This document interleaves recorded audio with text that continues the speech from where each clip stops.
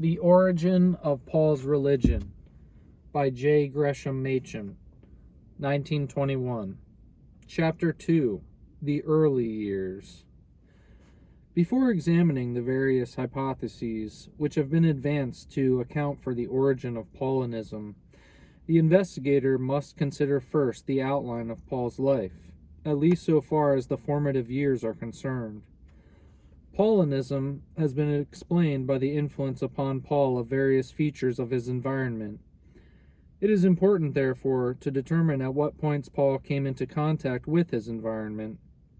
What, in view of the outline of his life, were his probable opportunities for acquainting himself with the historical Jesus and with the primitive Jerusalem church? Whence did he derive his Judaism? Where, if at all, could he naturally have been influenced by contemporary paganism? Such questions, it is hoped, may be answered by the two following chapters. In these chapters, the outline of Paul's life will be considered not for its own sake, but merely for the light that it may shed upon the origin of his thought and experience. Many questions, therefore, may be ignored. For example, it would here be entirely aside from the point to discuss such intricate matters as the history of Paul's journeys to Corinth, attested by the Corinthian epistles. The present discussion is concerned only with those events in the life of Paul which determined the nature of his contact with the surrounding world, both Jewish and pagan, and particularly the nature of his contact with Jesus and the earliest disciples of Jesus. Paul was born at Tarsus, the chief city of Cilicia. This fact is attested only by the book of Acts, and formerly it did not escape unchallenged. It was called in question, for example, in 1890 by Krenkel in an elaborate argument. But Krenkel's argument is now completely antiquated, not merely because of the rising credit of the book of Acts, but also because of the birth of Paul in a Greek city like Tarsus is in harmony with modern reconstructions. Krenkel argued, for example, that the apostle shows little acquaintance with Greek culture, and therefore could not have spent his youth in a Greek university city. Such assertions appear very strange today. Recent philosophical investigation of the Pauline epistles has proved that the author uses the Greek language in such masterly fashion that he must have become familiar with it very early in life. The language of the epistles is certainly no Jewish Greek jargon. With regard to the origin of the ideas also, the tendency of recent criticism is directly contrary to Krenkel. Paulinism is now often explained as being based either upon paganism or else upon a Hellenized Judaism. To such reconstructions, it is a highly welcome piece of information when the book of Acts makes Paul a native not of Jerusalem, but of Tarsus. The author of Acts, it is said, is here preserving a bit of genuine tradition, which is the more trustworthy because it runs counter to the tendency thought to be otherwise in evidence in Acts, which brings Paul into the closest possible relation to Palestine. Thus, whether for good or for bad reasons, the birth of Paul in Tarsus is now universally accepted and does not require defense. A very interesting tradition preserved by Jerome does indeed make Paul a native of Geskela in Galilee, but no one today would be inclined to follow Krenkel in giving credence to Jerome rather than to Acts. The Geskela tradition does not look like a pure fiction, but it is evident that Jerome has at any rate exercised his peculiar talent for bringing things into confusion. Zahn has suggested, with considerable plausibility, that the shorter reference to Geskela in the treatise De Viris Illustribus is a confused abridgment of the longer reference in the commentary on Philemon. The latter passage asserts not that Paul himself, but only that the parents of Paul came to Geskela. That assertion may possibly be correct. It would explain the Aramaic and Palestinian tradition, which undoubtedly was preserved in the boyhood home of Paul. Tarsus was an important city. Its commercial importance, though of course inferior to that of places like Antioch or Corinth, was considerable, and it was also well known as a center of intellectual life. Although the dramatic possibilities of representing the future Christian missionary growing up unknown under the shadow of a Greek university may sometimes have led to an exaggeration of the academic fame of Tarsus, still it remains true that Tarsus was a real university city, and could boast of great names like that of Athenodorus, the Stoic philosopher, and others. The life of Tarsus has recently been made the subject of 2 elaborate monographs by Ramsay and by Bolig, who have collected a mass of information about the birthplace of Paul. The nature of the pagan religious atmosphere which surrounded the future apostle is of peculiar interest, but the amount of direct information which has come down to us should not be exaggerated. The social position of Paul's family in Tarsus must not be regarded as very humble, for according to the book of Acts, not only Paul himself, but his father before him, possessed the Roman citizenship, which in the provinces was still in the 1st century a highly prized privilege, from which the great masses of the people were excluded.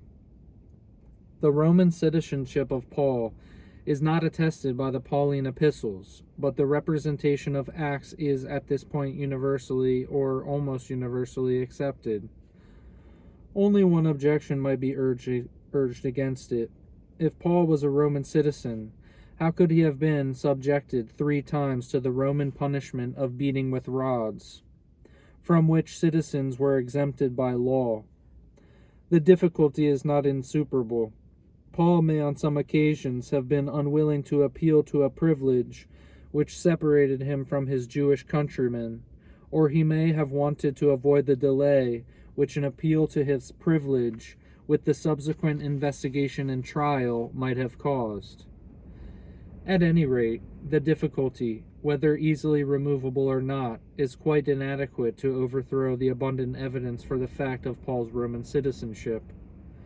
That fact is absolutely necessary to account for the entire representation which the book of Acts gives of the journey of Paul as a prisoner to Rome, which representation, it will be remembered, is contained in the we sections.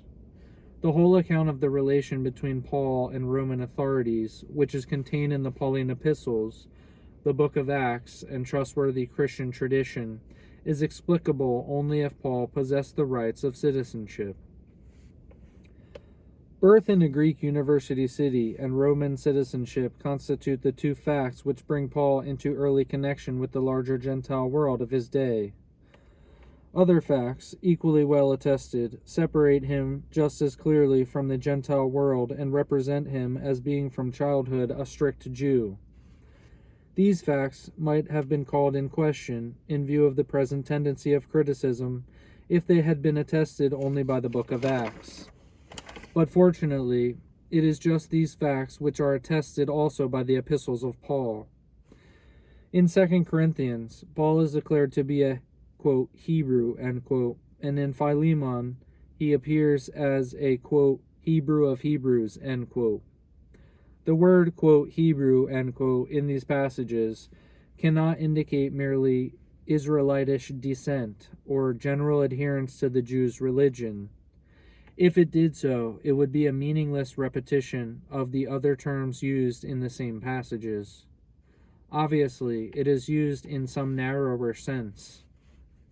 The key to its meaning is found in Acts, where within Judaism the Hellenists are distinguished from the Hebrews.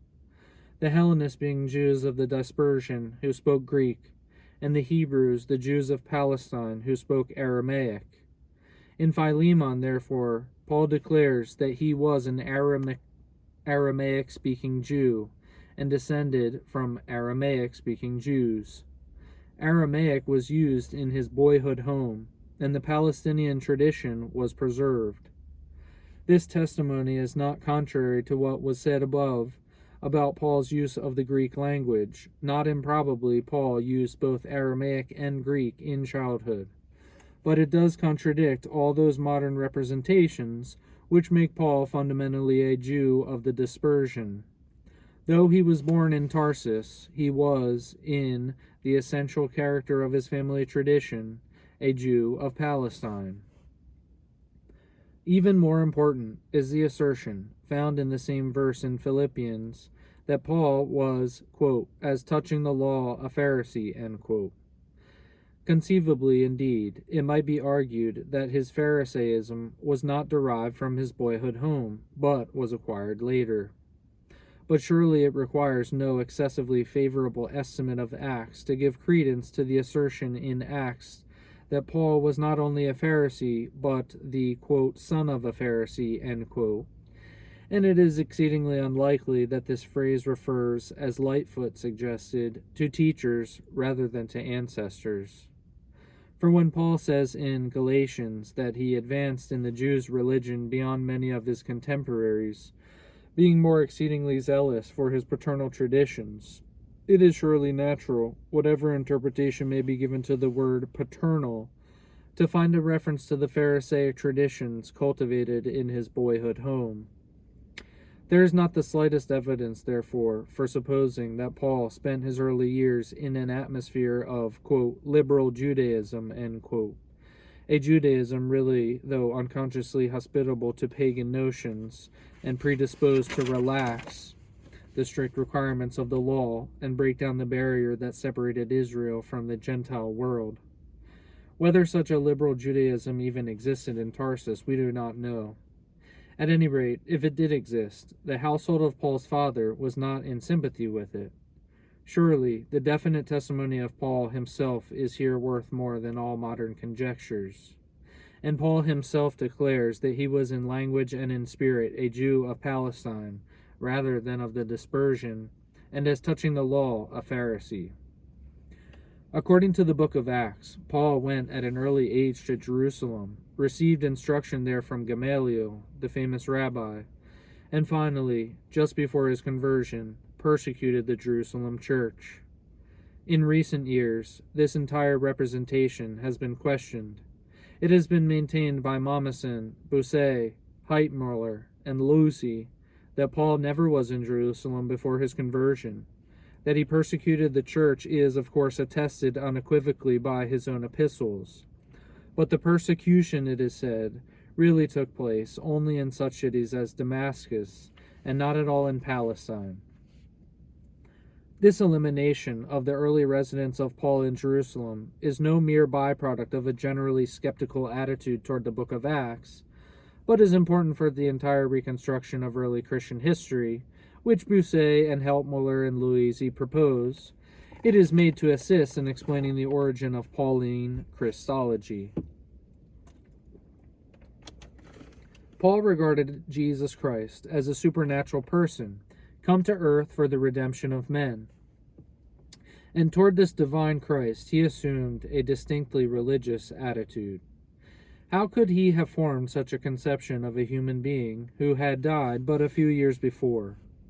If he had been separated from Jesus by several generations, so that the nimbus of distance and mystery would have had time to form about the figure of the Galilean prophet, then his lofty conception of Jesus might be explained. But as a matter of fact, he was actually a contemporary of Jesus, whose simple human traits he obscured. How could the, quote, smell of earth, end quote, have been so completely removed from the figure of the Galilean teacher that he could actually be regarded by one of his contemporaries as a divine redeemer? The question could perhaps be more easily answered if Paul, before his lofty conception of Christ was fully formed, never came into any connection with those who had seen Jesus, subject to the petty limitations of human life.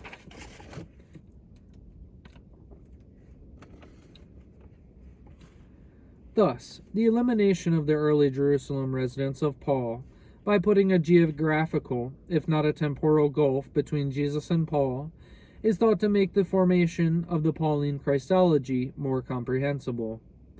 Peter and the original disciples, it is thought, never could have separated Jesus so completely from the limitations of ordinary humanity. The simple memory of Galilean days would in their case have been an effective barrier against Christological speculation. But Paul was subject to no such limitation, having lived far away from Palestine, in the company for the most part of those who, like himself, had never seen Jesus. He was free to transpose to the Galilean teacher attributes which to those who had known the real Jesus would have seemed excessive or absurd. Before examining the grounds upon which this elimination of Paul's early Jerusalem residence is based, it may first be observed that even such heroic measures do not really bring about the desired result. Even this radical rewriting of the story of Paul's boyhood and youth will not serve to explain on naturalistic principles the origin of the Pauline Christology. Even before his conversion, Paul got no nearer to Jerusalem than Damascus. Even if before his conversion Paul never got nearer to Jerusalem than Damascus, it still remains true that after his conversion he conferred with Peter and lived in more or less extended intercourse with Palestinian disciples. The total lack of any evidence of a conflict between the Christology of Paul and the views of those who had walked and talked with Jesus of Nazareth remains, for any naturalistic reconstruction, a puzzling fact. Even without the early Jerusalem residence, Paul remains too near to Jesus both temporally and geographically to have formed a conception of him entirely without reference to the historical person. Even with their radical treatment of the book of Acts, therefore, Bousset and Heitmuller have not succeeded at all in explaining how the Pauline Christology ever came to be attached to the Galilean prophet. But is the elimination of the early Jerusalem residence of Paul historically justifiable? Mere congruity with a plausible theory of development will not serve to justify it, for the Jerusalem residence is strongly attested by the book of Acts. The testimony of Acts can no longer be ruled out, except for very weighty reasons. The history of recent criticism has, on the whole, exhibited the rise of a more and more favorable estimate of the book. And in the case of the early Jerusalem residence of Paul, the testimony is so insistent and so closely connected with lifelike details that the discrediting of it involves an exceedingly radical skepticism. The presence of Paul at the stoning of Stephen is narrated in the book of Acts in a concrete way, which bears every mark of trustworthiness. The connection of Paul with Gamaliel is what might have been expected in view of the self-testimony of the apostle. The account of Paul's vision in the temple is based, in a manner which is psychologically very natural, upon the fact of Paul's persecuting activity in Jerusalem. The presence of Paul's sister's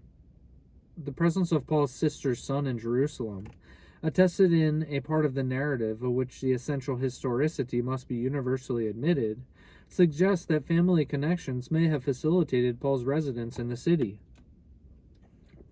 Finally, the geographical details of the three narratives of the conversion, which place the event on a journey of Paul from Jerusalem to Damascus, certainly look as though they were founded upon genuine tradition.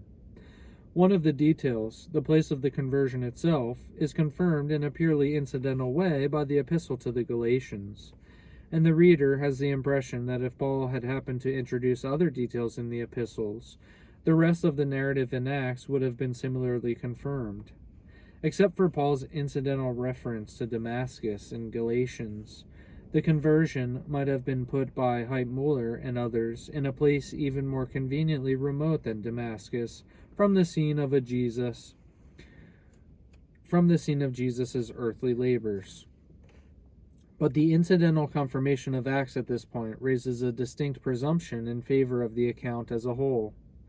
The main trend of modern criticism has been favorable on the whole to the tradition embodied in the account of the conversion. It is a very extreme form of skepticism, which rejects the whole framework of the tradition by eliminating the journey from Jerusalem to Damascus. Enough has been said to show that the early Jerusalem residence of Paul stood absolutely firm in the tradition used by the author of Acts. The author has taken it as a mere matter of course and woven it in with his narrative at many points. Such a tradition certainly cannot be lightly rejected, The burden of proof clearly rests upon those who would deny its trustworthiness. The only definite proof which is forthcoming is found in Galatians, where Paul says that after his departure for Syria and Cilicia, 3 years after his conversion, he was, quote, unknown by face to the churches of Judea, which are in Christ, end quote. If he had engaged in active persecution of the churches, it is argued, how could he have been personally unknown to them? By this argument, a tremendous weight is hung upon one verse, and rightly interpreted, the verse will not bear the weight at all. In Galatians, Paul is not speaking so much of what took place before the departure for Syria and Cilicia, as of the condition which prevailed at the time of that departure and during the immediate ensuing period. He is simply drawing attention to the significance for his argument of the departure from Jerusalem. Certainly, he would not have been able to speak as he does if, before he left Jerusalem, he had extended intercourse with the Judean churches. But when he says that the knowledge of the Judean churches about him in the period just succeeding his departure from Jerusalem was a hearsay knowledge merely, it would have been pedantic for him to think about the question whether some of the members of those churches had or had not seen him years before as a persecutor. Furthermore, it is by no means clear that the word, quote, Judea, end quote, in Galatians includes Jerusalem at all. In Mark, for example, quote, Jerusalem, end quote, is clearly not included in, quote, Judea, end quote, but is distinguished from it. Judea means the country outside the capital. It may well be so also in Galatians, and if so, then the verse does not exclude a personal acquaintance of Paul with Jerusalem. But even if Judea is not used so as to exclude the capital, still Paul's words would be natural enough. That the Jerusalem church formed an exception to the general assertion was suggested by the account of the visit in Jerusalem immediately preceding, and was probably well known to his Galatian readers. All that Paul means is that he went away to Syria and Cilicia without becoming acquainted generally with the churches of Judea. It is indeed often said that since the whole point of Paul's argument in Galatians was to show his lack of contact with the pillars of the Jerusalem church, his acquaintance or lack of acquaintance with the churches of Judea outside of Jerusalem was unworthy of mention, so that he must at least be including Jerusalem when he speaks of Judea. But this argument is not decisive. If, as is altogether probable, the apostles,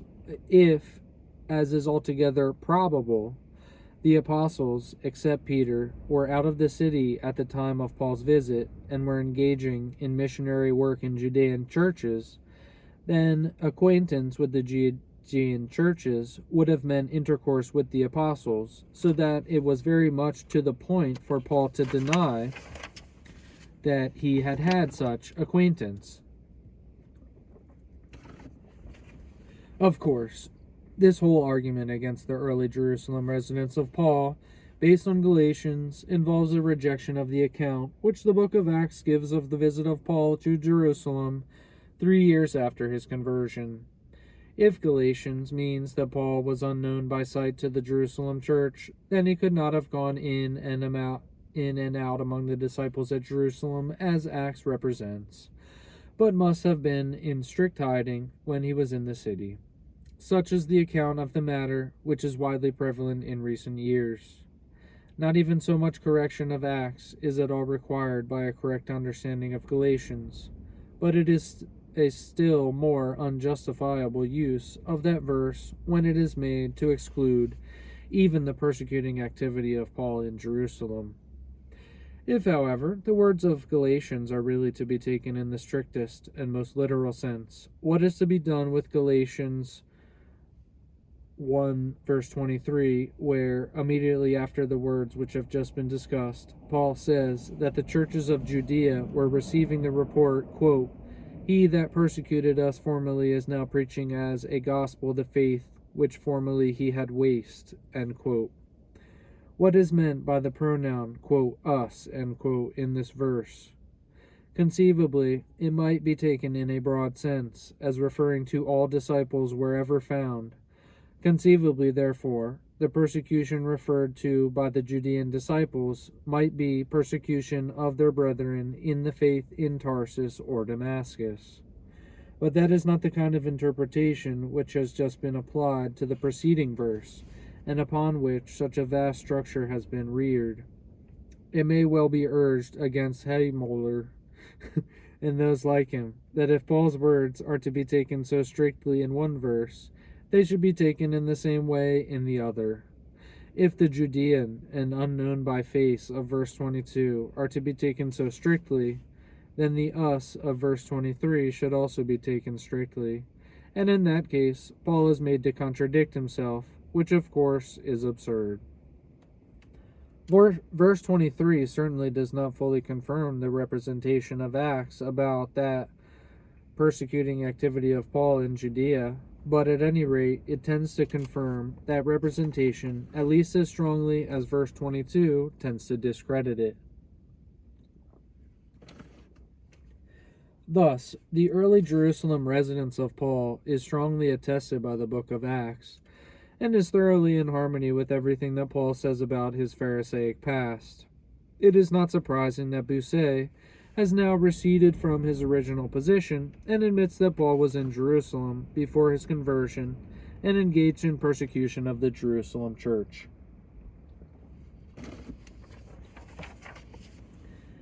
That admission does not necessarily carry with it an acceptance of all that the book of Acts says about the Jerusalem period in Paul's life, particularly all that it says about his having been a disciple of Gamaliel. But the decisive point has been gained. If the entire account of the early Jerusalem residence of Paul is not ruled out by the testimony of his own epistles, then there is at least no decisive objection against the testimony of Acts with regard to the details. Certainly, the common opinion to the effect that Paul went to Jerusalem to receive rabbinical training is admirably in accord with everything that he says with his epistles about his zeal for the law. It is also in accord with his habits of thought and expressions, which were transformed and glorified rather than destroyed by his Christian experience. The decision about every detail, of course, depends ultimately upon the particular conclusion which the investigator may have reached with regard to the book of Acts. If that book was written by a companion of Paul, an opinion which is gaining ground even in circles which were formerly hostile, then there is every reason to suppose that Paul was brought up in Jerusalem at the feet of Gamaliel. Some important questions indeed remain unanswered, even with full acceptance of the Lucan testimony. It can never be determined, for example, at exactly what age Paul went to Jerusalem. The words, quote, brought up in this city, end quote, in Acts, might seem to suggest that Paul went to Jerusalem in early childhood, in which case his birthplace would be of comparatively little importance in his preparation for his life work, and all the elaborate investigations of Tarsus, so far as they are intended to shed light upon the environment of the apostle in his formative years, would become valueless. But the Greek word, quote, brought up, end quote, or, quote, nourished, end quote, might be used figuratively in a somewhat flexible way. It remains, therefore, perfectly possible that Paul's Jerusalem training began not in childhood, but in early youth. At any rate, an early residence in Jerusalem is not excluded by the masterly way in which the apostle uses the Greek language. It must always be remembered that Palestine in the first century was a bilingual country. The presence of hosts of Greek-speaking Jews even in Jerusalem is amply attested, for example, by the early chapters of Acts. Moreover, even after Paul's Jerusalem studies had begun, his connection with Tarsus need not have been broken off. The distance between the two cities was considerable, some 400 or 500 miles, but travel in those days was safe and easy. A period of training in Jerusalem may have been followed by a long residence at Tarsus.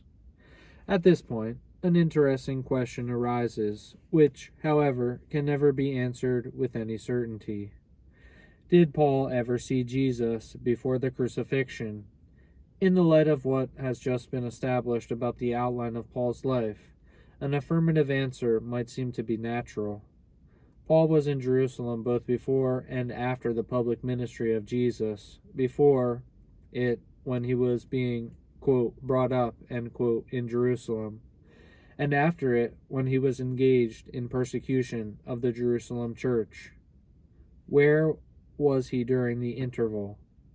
Where was he on those occasions when Jesus visited Jerusalem, especially at the time of that last Passover?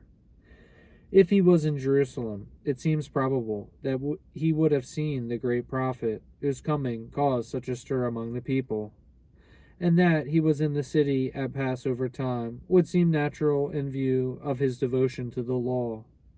But the matter is by no means certain. He may have returned to Tarsus in the manner which has just been suggested. The question could only be decided on the basis of actual testimony, either in Acts or in the epistles. One verse has often been thought to provide such testimony. In 2 Corinthians 5, verse 16, Paul says, quote, "Even if we have known Christ after the flesh, yet now we know him so no longer," end quote. Knowledge of Christ after the flesh can only mean, it is said, knowledge of him by the ordinary use of the senses, in the manner in which one man in ordinary human intercourse knows another. That kind of knowledge, Paul says, has ceased to have significance for the Christian in his relation to other men. It has also ceased to have significance for him in his relation to Christ. But it is that kind of knowledge which Paul seems to predicate of himself as having existed in a previous period of his life. He does not use the unreal form of condition. He does not say, quote, "Even if we had known Christ after the flesh, though as a matter of fact we never knew him so at all, yet now we should know him so no longer," end quote. Apparently then, when he says, quote, "if," end quote, he means, quote, "although," end quote. He means to say, quote, "Although we have known Christ after the flesh, yet now we know him so no longer," end quote. The knowledge of Christ after the flesh is thus put as an actual fact in Paul's experience, and that can only mean that he knew him in the way in which his contemporaries knew him in Galilee and in Jerusalem, a way which in itself, Paul says, was altogether without spiritual significance. One objection to this interpretation of the passage is that it proves too much. If it means anything, it means that Paul had extended personal acquaintance with Jesus before the crucifixion. For if Paul merely saw him for a few moments, for example, when the crowds were surging about him at the time of the last Passover, he could hardly have said to have, quote, known, quote, end quote, him. But for obvious reasons, any extended intercourse between Paul and Jesus in Palestine is exceedingly improbable. It is natural, therefore, to look for some other interpretation. Other interpretations undoubtedly are possible. Some of the interpretations that have been proposed must indeed be eliminated. For example, Paul cannot possibly be contrasting a former immature stage of his Christian experience with the present mature stage. He cannot possibly mean, quote, "Even if in the first person, after my conversion, I had a low view of Christ, which made of him merely the son of David and the Jewish Messiah, yet now I have come to a higher conception of his divine nature," end quote. For the whole point of the passage is found in the sharp break which comes in a man's experience when he appropriates the death and resurrection of Christ. Any consciousness of a subsequent revolution in the thinking of the Christian is not only unsupported anywhere in the Pauline epistles, but is absolutely excluded by the present passage. Another interpretation also must be eliminated. Paul cannot possibly be contrasting his pre-Christian notions about the Messiah with the higher knowledge which came to him with his conversion. He cannot possibly mean, quote, even if before I knew the fulfillment of the messianic promise, I cherished carnal notions of what the Messiah was to be, even if I thought of him merely as an earthly ruler who was to conquer the enemies of Israel, yet now I have come to have a loftier, more spiritual conception of him." End quote. For the word, quote, Christ, end quote, especially without the article, can hardly here be anything other than a proper name, and must refer not to the conception of messiahship, but to the concrete person of Jesus.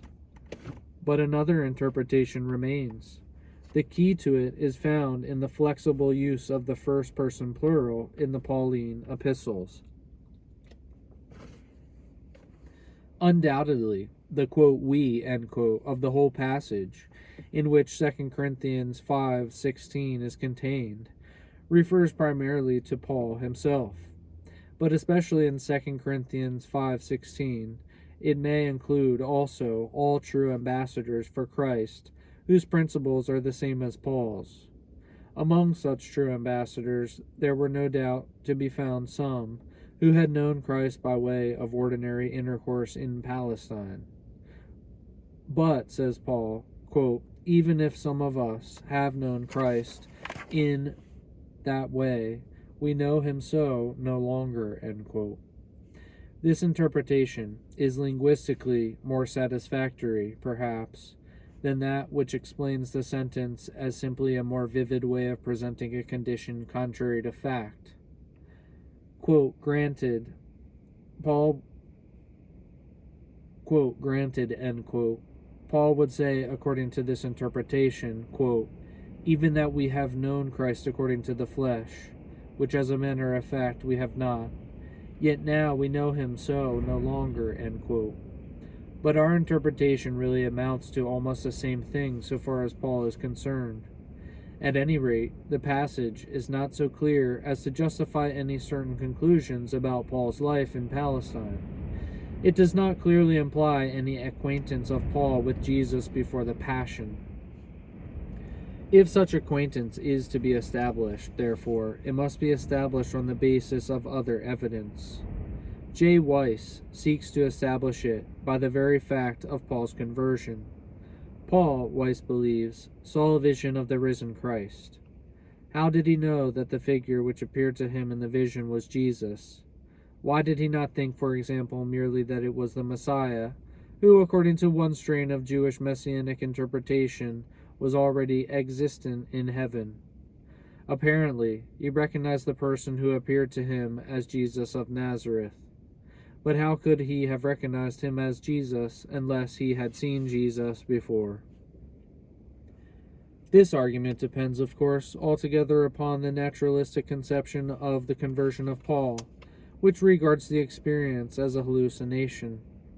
In the account of the conversion given in the book of Acts, on the contrary, it is distinctly said that far from recognizing the person who appeared to him, Paul was obliged to ask the question, quote, who art thou, Lord? End quote, and then received the answer, quote, I am Jesus, end quote. Such a conversation between Paul and the one who appeared to him is perfectly possible if there was a real appearance of the risen Christ, but it exceeds the ordinary limits of hallucinations. Weiss has therefore merely pointed out an additional psychological difficulty in explaining the experience of Paul as a hallucination, a difficulty which, on naturalistic principles, may have to be removed by the assumption that Paul had seen Jesus before the Passion.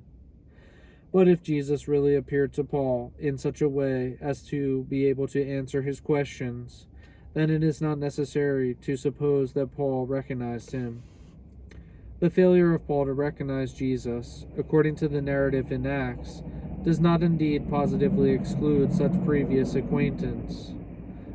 The two disciples on the road to Emmaus, for example, also failed to recognize the Lord, though they had been acquainted with him before. But at any rate, if the supernaturalistic view of Paul's conversion be accepted, the experience sheds no light whatever upon any previous personal acquaintance with Jesus. Thus, there is no clear evidence for supposing that Paul saw Jesus before the Passion. At the same time, there is no evidence to the contrary, except the evidence that is to be found in the silence of the epistles. The argument from silence, precarious as it is, must here be allowed a certain amount of weight. If Paul had seen Jesus before the crucifixion, would not so important a fact have been mentioned somewhere in the epistles? The matter is by no means absolutely clear.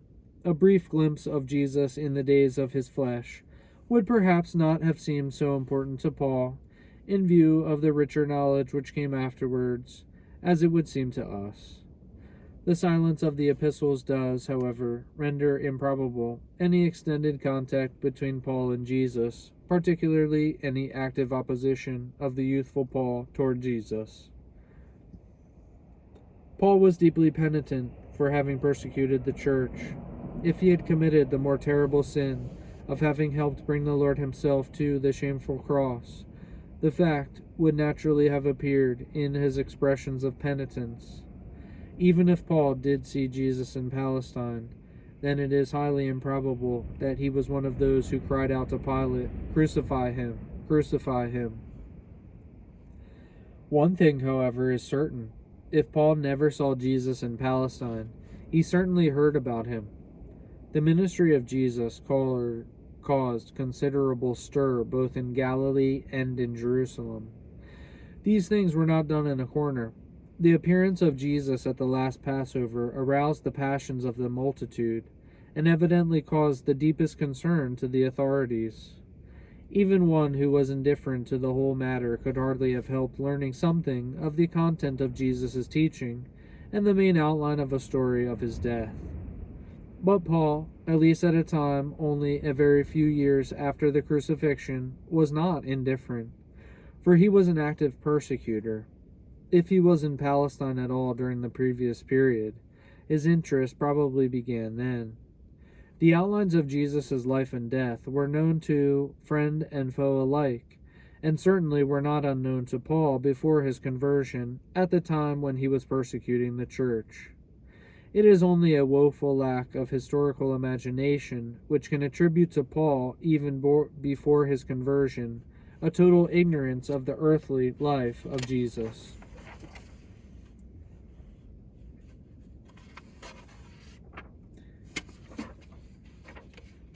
The opposite error, however, is even more serious. If Paul, before his conversion, was not totally ignorant of Jesus, on the other hand, his knowledge only increased his opposition to Jesus and Jesus' followers. It is not true that before the conversion,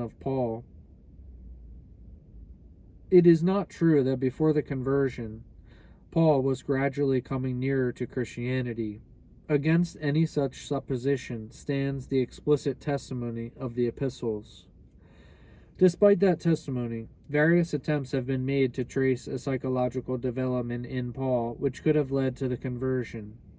Paul was converted through a vision of the risen Christ. According to the supernaturalistic view, that vision was a vision not in any specialized meaning of the word, but in its original etymological meaning. Paul actually saw the risen Lord. According to the modern naturalistic view, which rejects any direct creative interposition of God in the course of nature, different in kind from his works of providence, the vision was produced by the internal condition of the subject, accompanied perhaps by favorable conditions without, the heat of the sun, or a thunderstorm, or the like. But was the condition of the subject in the case of Paul really favorable to a vision of the risen Christ? If the vision of Christ was an hallucination, as it is held to be by modern naturalistic historians, how may the genesis of this pathological experience be explained? In the first place, a certain basis for the experience is sought in the physical organism of the subject. According to the epistles, it is said,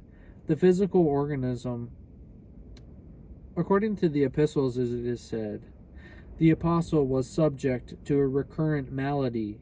This malady is spoken of in 2 Corinthians 7, verses 1 through 8, in connection with visions and revelations. In Galatians 4, verse 14, where it is said that the Galatians did not spit out when the apostle was with them, an allusion is sometimes discovered to the ancient custom of spitting to avoid contagion. A combination of this passage with the one in 2 Corinthians is thought to establish a diagnosis of epilepsy, the effort being made to show that spitting out was particularly prevalent in the case of that disease. The visions then become an additional symptom of the epileptic seizures. But the diagnosis rests upon totally insufficient data. The visions are not regarded in 2 Corinthians as part of the buffetings of the angel of Satan. On the contrary, the two things are sharply separated in Paul's mind. He rejoices in the visions, but prays the Lord that the buffetings may cease. It is not even said that the visions and the buffetings came close together. There is no real basis for the view that the buffetings consisted in nervous exhaustion following the visions. In Galatians verse 4:14, the spitting out is probably to be taken figuratively, and the object is, quote, your temptation in my flesh, end quote. The meaning then is simply, quote, you did not reject me or spew me out, end quote. And there is no allusion to the custom of spitting out for the purpose of avoiding contagion.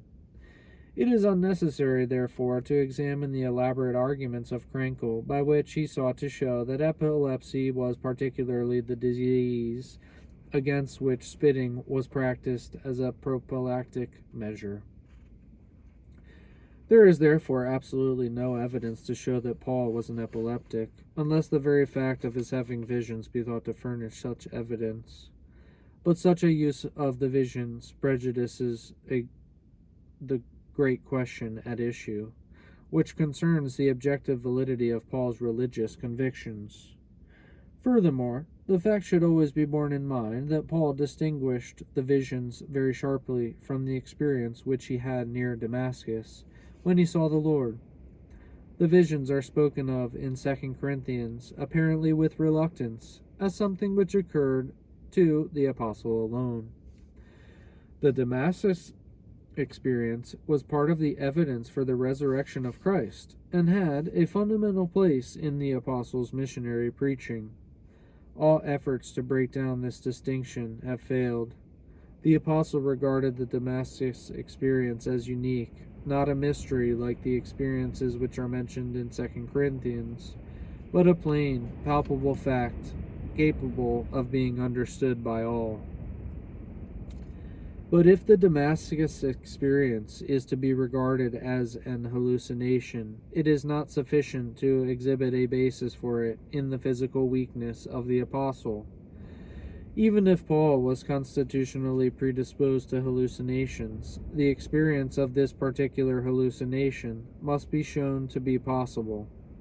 The challenge has often been accepted by modern historians. It is maintained that the elements of Paul's new conviction must have been forming gradually in his mind. The Damascus experience, it is said, merely brought to light what was really already present. In this way, the enormous disparity between effect and cause is thought to be removed. The untold benefits of Paulinism are no longer to be regarded as due to the fortunate chance of an hallucination induced by the weakness of the apostle and the heat of the desert sun, but rather to a spiritual development which the hallucination merely revealed. Thus, the modern view of Paul's conversion, it is thought, may face bravely the scorn of Belschlag, who examined, when speaking of the naturalistic explanation of Paul's vision, quote, "O blessed drop of blood, which by pressing at the right moment upon the brain of Paul produced such a moral wonder," end quote. The drop of blood, it is said, or whatever may have been the physical basis of the Damascus experience, did not produce the wonders of the Pauline gospel. It merely brought into the sphere of consciousness a psychological process which had really been going on before.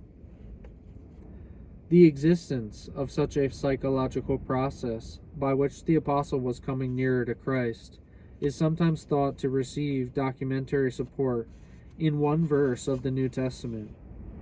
In Acts 26, verse 14, the risen Christ is represented as saying to Paul, quote, "It is hard for thee to kick against the goads." That must not be Acts 26. That must be Acts, I don't know. It's in Acts. Quote, "It is hard for thee to kick against the goads," end quote. According to this verse, it is said, Paul had been resisting a better conviction, gradually forming in his mind, that the disciples might be right about Jesus, and he might be wrong. That, it is said, was the goad which was really driving him. He had indeed been resisting vigorously. He had been sifting his doubts by the more and more feverish activity in persecution. But the resistance had not really brought him peace. The goad was really there. And at last, near Damascus, the resistance was overcome. The subconscious conviction, which had brought tumult to his soul, was at last allowed to come to the surface and rule his conscious life. At this point, the historian is in grave danger of becoming untrue to his own critical principles.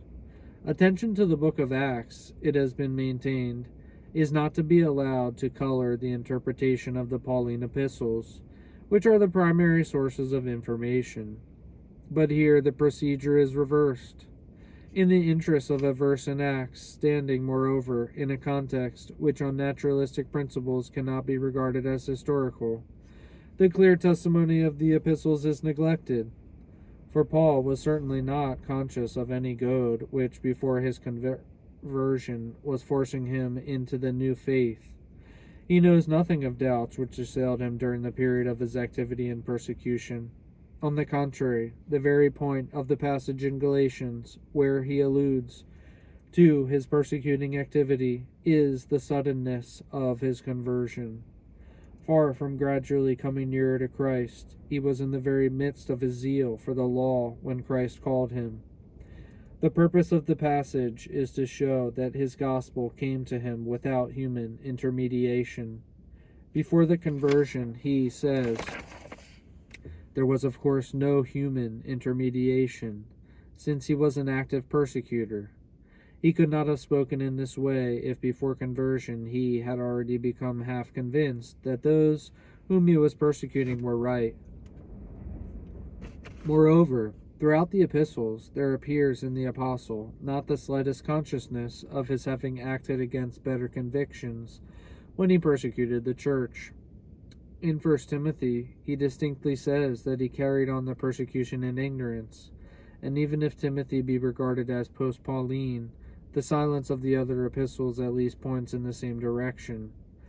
Paul was deeply penitent for having persecuted the church of God, but apparently he did not lay to his charge the black sin of having carried on the persecution in the face of better convictions. When he laid the church waste, he thought he was doing God service. In the very midst of his mad persecuting activity, he says, apart from any teaching from men, apart, we may certainly infer, from any favorable impressions formed in his mind, the Lord appeared to him and gave him his gospel. Paul stakes everything upon the evidential value of the appearance, which was able suddenly to overcome an altogether hostile attitude. Such is the self-testimony of the apostle. It rests as a serious weight upon all attempts at making the conversion the result of a psychological process. Certainly the passage in Acts will not help to bear the weight.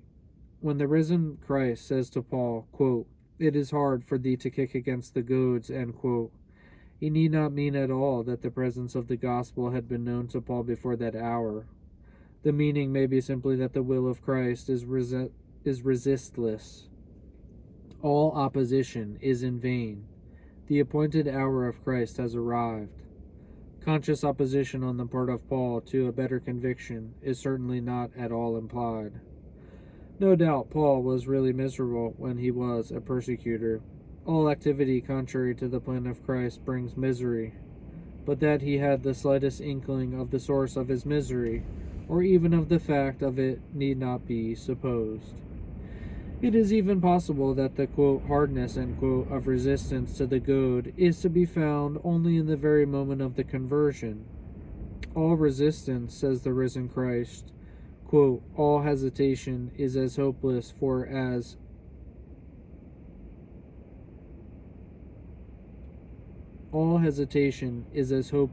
as for the ox to kick against the goad.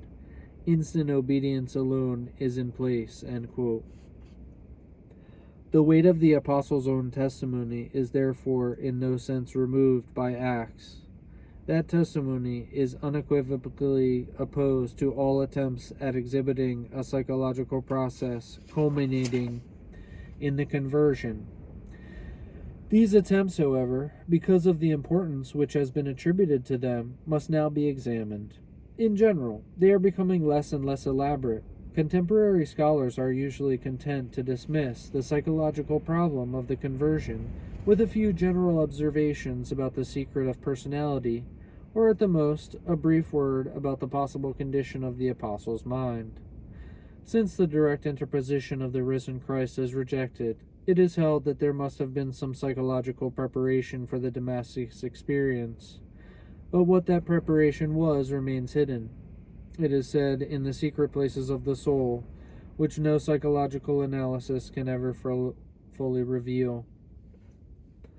If, however, the problem is not thus to be dismissed as insoluble, no unanimity has been achieved among those who attempt a solution. Two principal lines of solution of the problem may perhaps be distinguished: that which begins with the objective evidence as it presented itself to the persecutor, and that which starts with the 7th chapter of Romans and the persecutor's own sense of need. The former line was followed by Holston, whose monographs still constitute the most elaborate exposition of the psychological process supposed to lie back of the conversion. According to Holston, the process centered in the consideration of the cross of Christ. That consideration, of course, resulted at first in an attitude of hostility on the part of Paul. The cross was a shameful thing. The proclamation of a crucified Messiah appeared, therefore, to the devout Pharisee as an outrageous blasphemy. But the disciples represented the cross as in accordance with the will of God, and supported their contention by the evidence for the resurrection. The resurrection was made to overcome the offense of the cross, but against the evidence for the resurrection, Holston believes, Paul was helpless. The possibility of resurrection being fully recognized in his Pharisaic training. What then if the resurrection really vindicated the claims of Jesus to be the Messiah? Paul was by no means convinced, Holston believes, that such was the case, but the possibility was necessary in his mind, if only for the purposes of refutation. At this point, Paul began to advance, according to Holston, beyond the earlier disciples. On the assumption that the resurrection really did vindicate the claims of Jesus, the cross would have to be explained. But an explanation lay ready to hand, and Paul applied this explanation with a thoroughness which the earlier disciples had not attained. The earlier disciples removed the offense of the cross by representing the cross as part of the plan of God for the Messiah. Paul exhibited the meaning of that plan much more clearly than they. He exhibited the meaning of the cross by applying to it the category of vicarious suffering, which could be found, for example, in Isaiah. At this point, the pre-Christian development of Paul was over. The Pauline gnosis of the cross was already formed. Of course, before the conversion, it was to Paul entirely a matter of supposition. On the supposition, still regarded as false, that the resurrection had really taken place, the cross, far from being an offense, would become a glorious fact. All the essential elements of Paul's gospel of the cross were thus present in Paul's mind before the conversion. The validity of them had been posited by him for the purposes of argument. The only thing that was lacking to make Paul a disciple of Jesus was conviction of the fact of the resurrection. That conviction was supplied by the Damascus experience.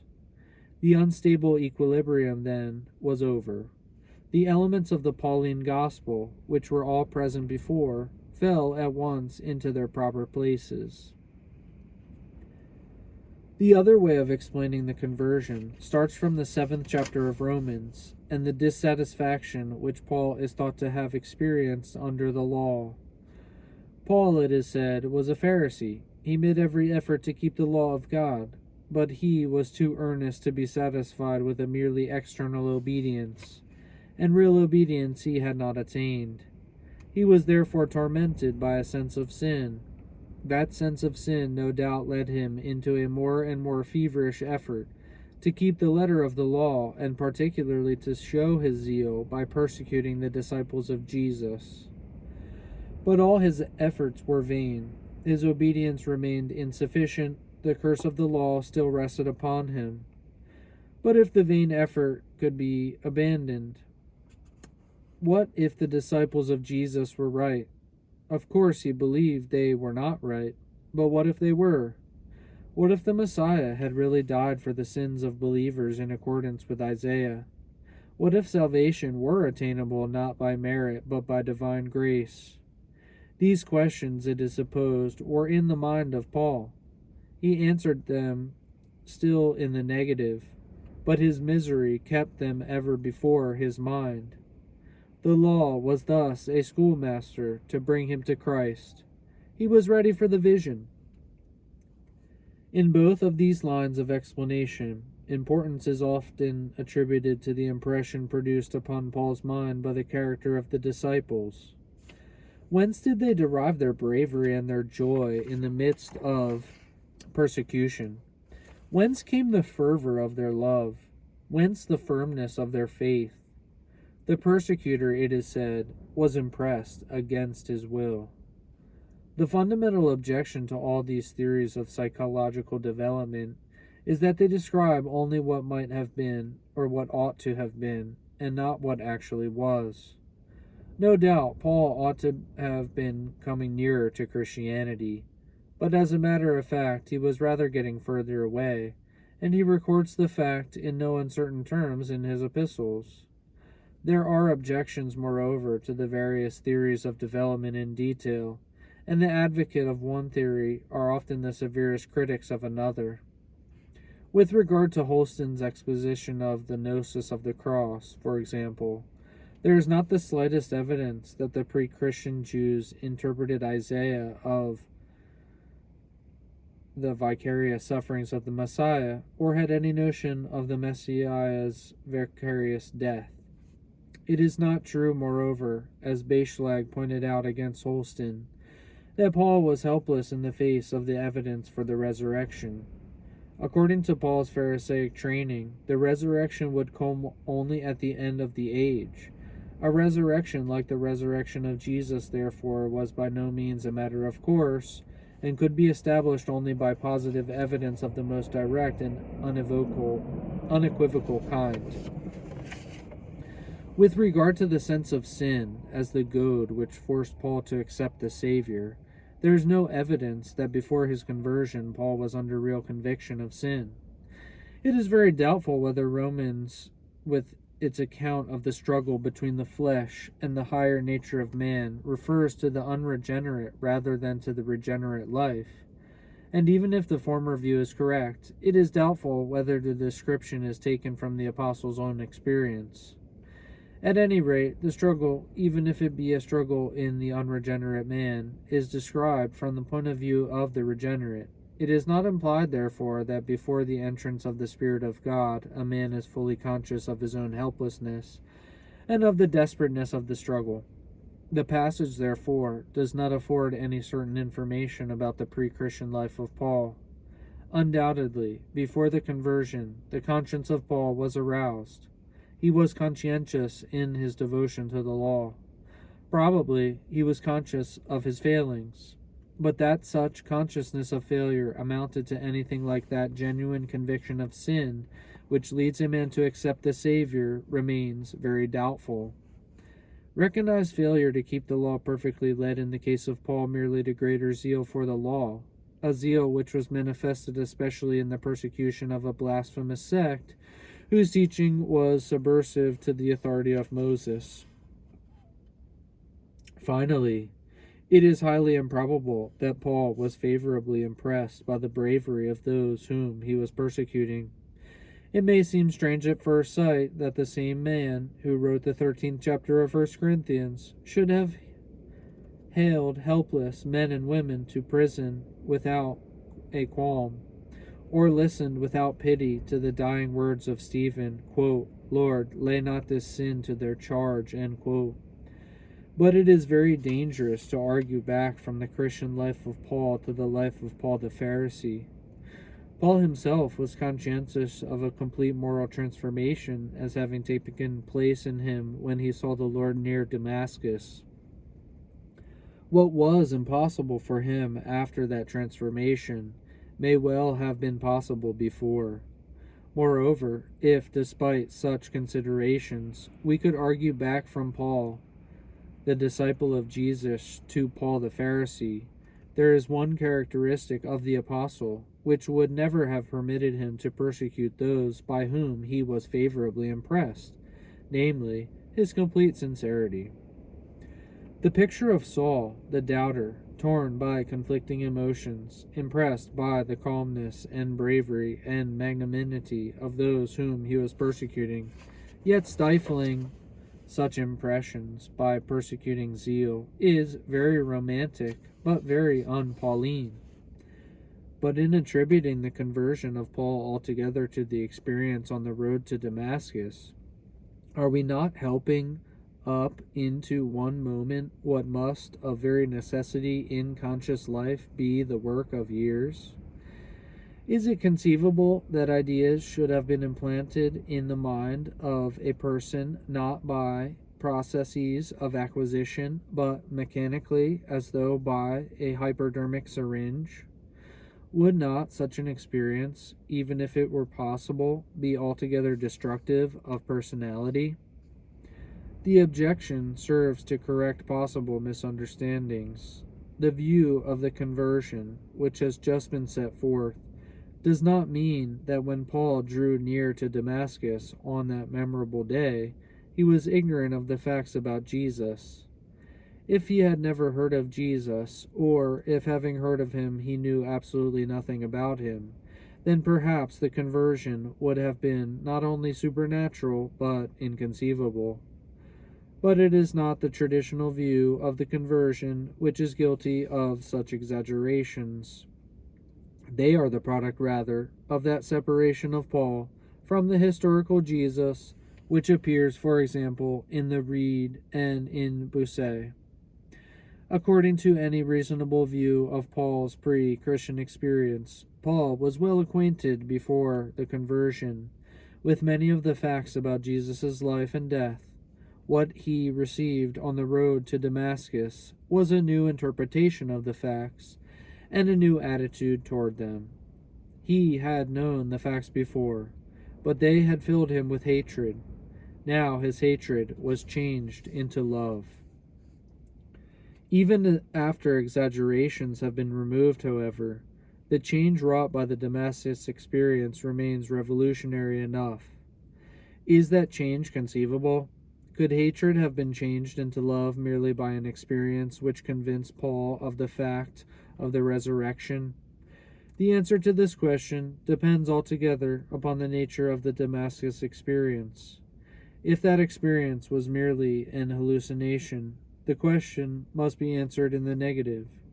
An hallucination could never have produced the profound changes in the personal life of Paul which have just been contemplated, and the historian would be obliged to fall back, despite the unequivocal testimony of the epistles, upon some theory of psychological development, of which the hallucination would only be the climax. But even those who maintain the supernaturalistic view of the conversion have too often failed to do justice to the content of the experience. One fundamental feature of the experience has too often been forgotten. The appearance on the road to Damascus was the appearance of a person. Sometimes the event has been regarded merely as a supernatural interposition of God intended to produce belief in the fact of the resurrection as merely a sign. Undoubtedly it was a sign, but it was far more. It was contact between persons. But contact between persons, even under ordinary considerations, is exceedingly mysterious. Merely a look or the tone of the voice sometimes produces astonishing results. Who has not experienced the transition from mere hearsay knowledge of a person to actual contact? One meeting is often sufficient to revolutionize the entire impression. Indifference or hostility gives place at once to enthusiastic devotion. Those who speak of the transformation wrought in Paul by the appearance of Jesus as magical or mechanical or inconceivable have never reflected upon the mysteries of personal intercourse. Only it must have been a real person whom Paul met on the road to Damascus, not a vision, not a mere sign.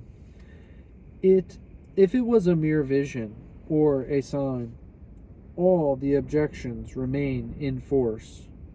But if it was really Jesus, the sight of his face and the words of love which he uttered may have been amply sufficient, provided the heart of Paul was renewed by the power of God's Spirit to transform hatred into love. To call such an experience magic is to blaspheme all that is highest in human life. God was using no unworthy instrument when, by the personal presence of the Savior, he transformed the life of Paul. There is, therefore, no moral or psychological objection in the way of a simple acceptance of Paul's testimony about the conversion. And that testimony is unequivocal. Paul was not converted by any teaching which he received from men. He was not converted as Christians are usually converted, by the preaching of the truth or by that revelation of Christ which is contained in the lives of his followers. Jesus himself, in the case of Paul, did in visible presence what he ordinarily does by the means which he has appointed. Upon this immediateness of the conversion, Paul is willing to stake the whole of his life. Upon it he bases his apostolic authority. Apostolic authority. All right. Thank you for bearing with me. Have a blessed day.